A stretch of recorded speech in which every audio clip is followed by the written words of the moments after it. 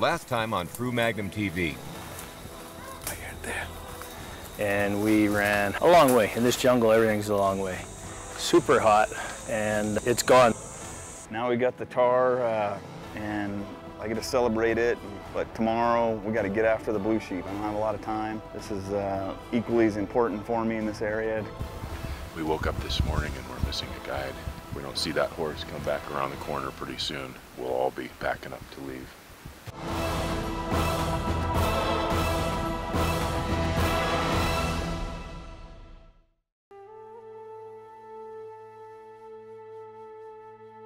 In Russia, unpredictable thunderstorms frequent the Caucasus Mountains during the summer.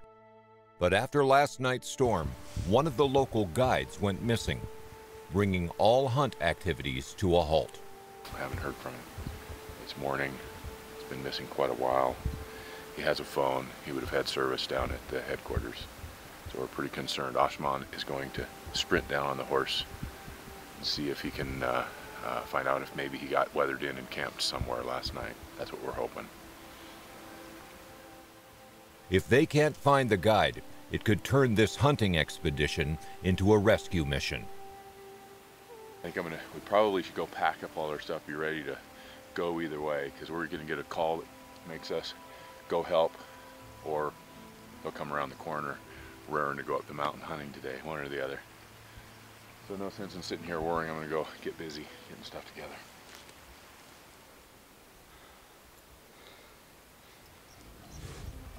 An hour into the day's hunt, good news is on the horizon. All is good. We have our men back. It's a hard stopper. Must have been the lightning storm last night. It's pretty sobering when someone from your team gets hurt or turns up missing. In this case, everything turned out all right. He was late, a bit late. So when they get the last one herdsman head, begin rain. Yeah. And so he was too wet and they decided to stay in the camp. Good idea. Yeah, for the night. Ruslan did the right thing just waiting out that storm. It might have wrecked our day, but it could have wrecked a lot more than that. Well, we're getting a late start today, but we're going to get the saddle up, head high, west, and if we can see Tur even at great distance, we're just going to take off after him. Could be a very long day, even with the late start.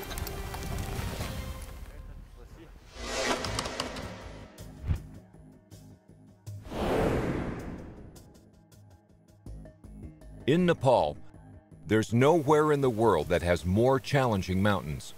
With only 3 days left to hunt before his clients arrive, Bo Morgan is up early, scouting the highest of elevations for his target, the bharal. The bharal, or blue sheep's common name, is one of the pseudo sheep, they call it. And the horn shape is different, and there's only a couple spots you can hunt them now, one in Nepal and one in Pakistan. So it's pretty rare to be able to get a tag as well. There's 26 tags in Nepal per year. And it's just a really unique animal. It's the horn shape and how high elevation they live. Looking forward to doing this deal. These medium-sized sheep are known to be active throughout the day, feeding and bedding on the high mountain slopes. Living above the tree line on the rugged cliffs, one must first conquer the terrain in order to find them.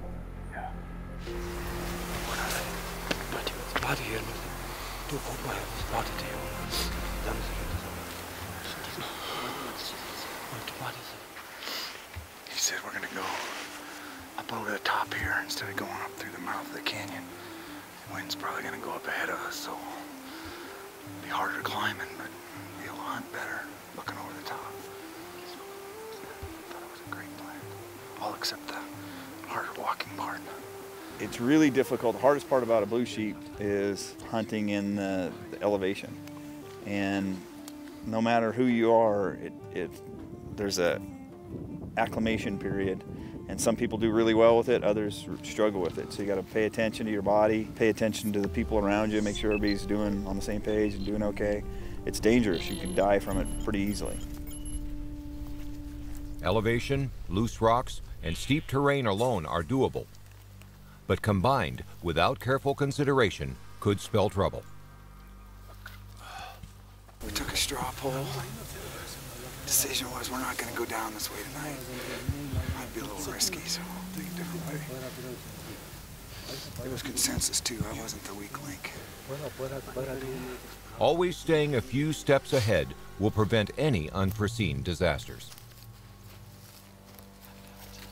The mountain hunts are difficult in their own right, you know, the physical part, the terrain, and then when you put the altitude on top of it, it just adds one more element that taxes you more, both mentally and physically. The question is, how far and how high will the team have to go to find the perfect burl?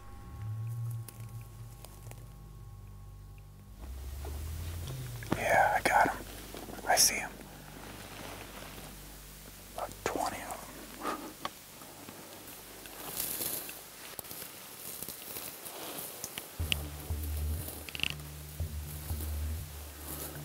They're laying down, all female. I can see there's a bunch of females. This ram we got over here is about the best in this valley. We can locate right now. Sorting through the males, you got to age a blue sheep, make sure he has enough. You want him looking like a big banana.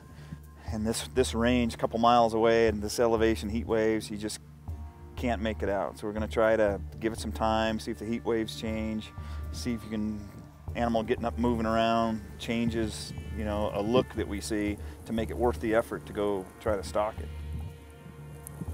If he's 300 yards, we'd be blasting right now, but a mile and a half is and not good wind. It's just about what it is.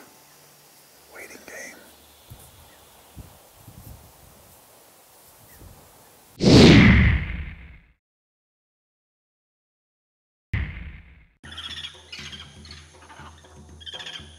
In Cameroon, forest treetops provide cover for some of the most beautiful and exotic animals in the world.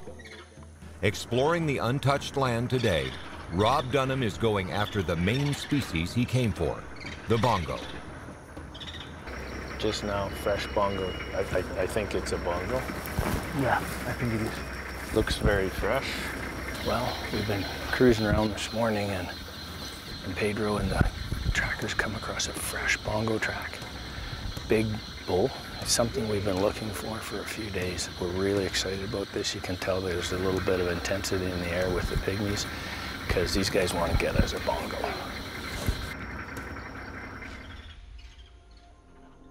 Bongo. Found in the tropical jungles with thick underbrush, they are one of the largest forest antelopes. Well camouflaged, the bongo has a magnificent chestnut-colored coat marked with 10 to 15 vertical white stripes and spiraling horns that slope to the back, an impressive and challenging animal to hunt. This is bongo land. Sitatunga land is flat. You used to have lots of water and mud. Bongo is normally drier. If we're going to get ourselves a bongo, this is the way that we have to do it. Upon entering the jungle, the team begins searching for signs. Learning how to read tracks is, like for people like us, it's a skill that takes a long time to develop, but sometimes with a lot of natives, especially in Africa, I found it's like another sense for them. They're uncanny at it, but it's handed down from living. Just pick the track up again. Looks good.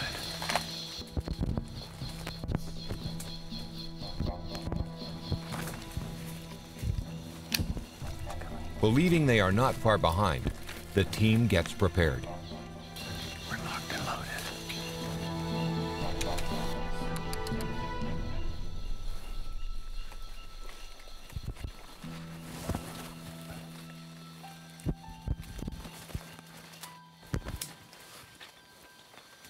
Fresh bongo pellets not only affirm they are on the right trail, but also give the dogs a scent to follow.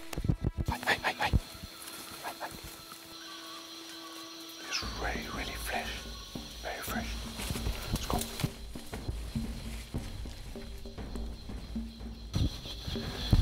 Knowing that we're getting this close to one of the most exotic animals and best trophies anyone can get,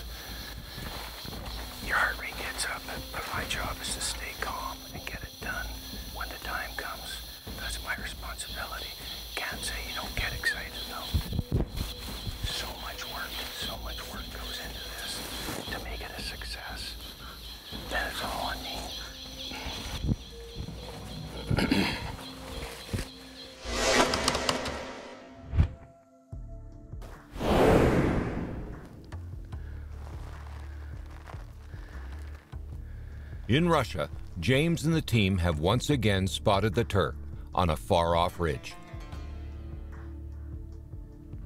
We've come so close to success so many times on this trip. You start to feel like your luck might be running out. I got guys wanting to come into this location later this year and next, and I need to bring something home to show them. Every day they go higher.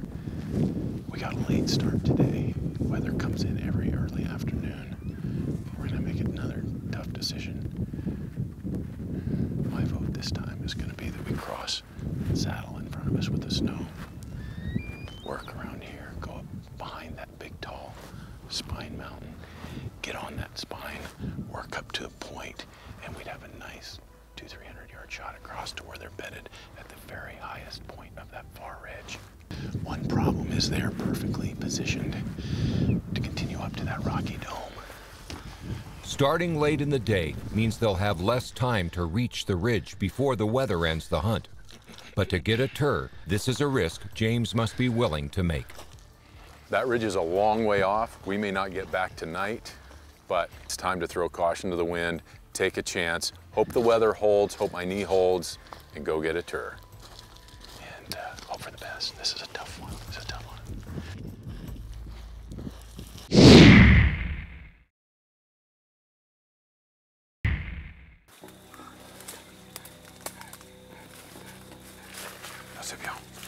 In Cameroon, the dense rainforests are exceedingly hot and humid as Rob Dunham and his team continue to track a bongo through the tough terrain. This terrain is unimaginable. Super hot, crappy, mud.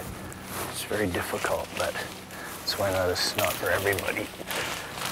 Watch yourselves.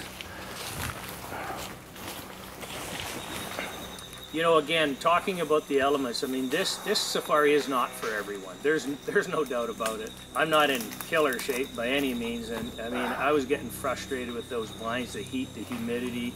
So it's a special hunt for people that are, you know, looking for a bongo, an exotic hunt. But man, yeah, you have to be mentally prepared, for sure.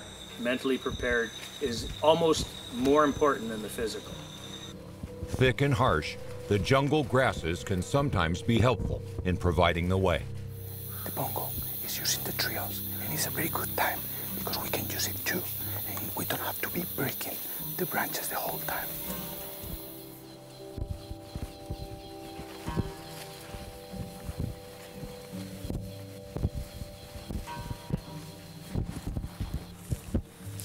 Following the trail through unforgiving vegetation, it leads the team to something unexpected.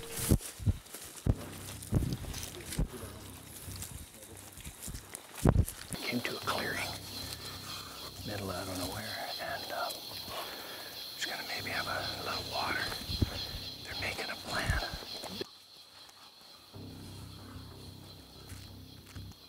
We tracked this bongo for 4 to 5 hours. The guys did a great job. I mean, it was very, very thick cover. Sometimes we were crawling. It was more than most guys, you know, would want to do.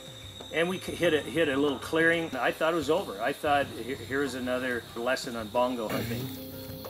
3 heures du matin. 3 hours. Okay. 3 hours. Il mange tranquillement et il marche doucement. Shift. Ouais. With 3 hours of daylight remaining, Patrick is confident they'll find the bongo before then.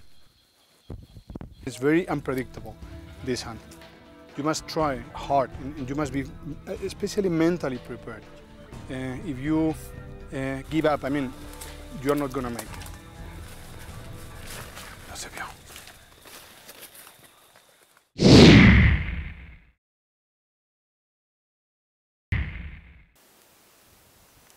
In Nepal, while waiting for the chance to move on a herd of bharal, Mother Nature steps in and makes her presence known.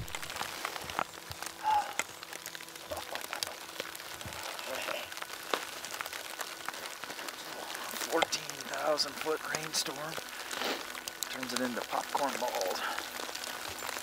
Here comes the weather on us, and it's starting to change. It's colder and colder. It dropped, I don't know, 25 or 30 degrees. You can just feel it. And we're trying to be patient, wait to see what happens on these sheep, but One is dangerous. You get somewhere and you get some ice and snow and you can't get down. That's one thing. The temperature change too. It's kind of springtime. We're not super cold weather gear like you would a November hunt. Well, we're about out of visibility here, so sitting up here getting colder and colder and snowier, so bail off here. See if we can get down below the clouds, have another look. If not, sit there for a bit and then head back to camp, which is closer tonight. We don't have to go 5,000 feet down or whatever, so a little brisk. Weather in the Himalayas can be treacherous and changes by the minute. One of the things that happens when the fog rolls in is you can't see your route out.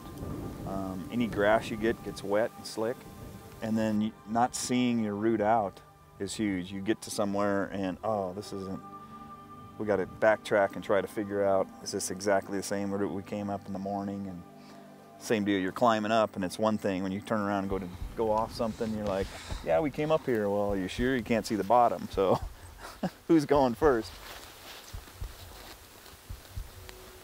It changes a lot, and everybody gets nervous. The local guys are nervous, and it's not the best when it gets fogged up like that. It gets pretty dangerous. And navigating in zero visibility can be deadly. Take off to go the route we planned on coming down, and we can't see 20 yards. We're fogged in, and nobody, you know, looking at the cliffs, can't tell where we're at. Still, you can see 1,000 foot above us is just totally socked in.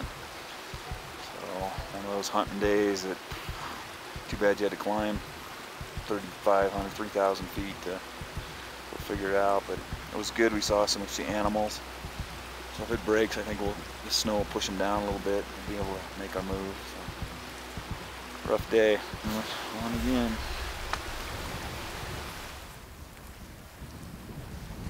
Next time on True Magnum TV. Today we throw caution to the wind. Where that line of rams had crossed out of our range, they've gone beyond that and upslope that spiny ridge and are even farther. Those rams may be out of our range, but we're just gonna bust it as hard as we can. Snow leopard. Once again, we're not the only predator out here chasing around these animals, you know.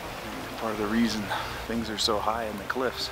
You know, once they start using an avenue in an area, then them sheep will kind of move away from that. That's probably adding to some of the frustration here. He's warm. We're finding broken branches, fresh scat. We know we're closing in on this bongo. We're going to get closer to it. I don't see.